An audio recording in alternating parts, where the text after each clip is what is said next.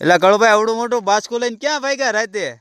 એલા રામ રામ ને સીતારામ. અમે ભાગતા નથી મારો ભાઈ, આમાં છે ચોખા, અને આ ચોખા લઈ જઈએ છીએ અમારા ગામના સીમાડે એક સંતનો આશ્રમ છે, અને એ આશ્રમની અમે જવાબદારી લીધેલી છે કે ભાઈ જ્યારે શણની જરૂર પડશે ત્યારે અમે શણ લઈ અને પહોંચી જઈશું. તો બાપુના 2-3 દિવસથી ફોન આવે છે, અમારી આગળ ટાઈમ હતો નહીં એટલે જવાનો મેળ ન આવ્યો, પણ કાંઈ વાંધો નહીં, ત્યાં જઈને બાપુને પગે લાગીને માફી માગી લેવું અને શણ આપી દઈશું આપણે.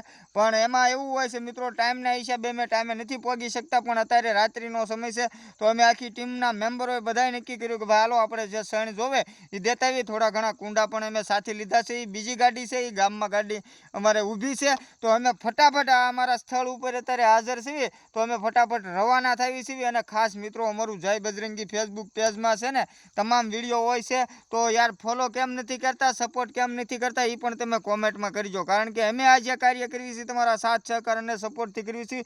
તો ખાસ મિત્રો આ પહેલો વિડીયો અમે સાઈન લઈ જઈએ છીએ એ છે, અને આવતા સમયમાં આપણે બીજો ભાગ મૂકવાના છે, તમે જોઈ લેજો કે એમાં આપણે શણ ક્યાં પગાડી છે, કયા સંત છે, તમે પણ દર્શન કરવો હોય તો જરૂર અમારો બીજો વિડીયો આની પછીનો નેક્સ્ટ વિડીયો આવે ભાગ 2, એ વિડીયો પૂરેપૂરો જોજો એટલે આખા આશ્રમના દર્શન થઈ જાય, કઈ રીતનું છે તમને ખ્યાલ આવી જાય. હવે થાય છે મોડું, અમારે વિડીયો ઉતારવાની છે, હવે ભાગવું છે, તો ફટાફટ તમે શેર કરજો. બાકી ડાયરાને રામ રામ ને સીતારામ.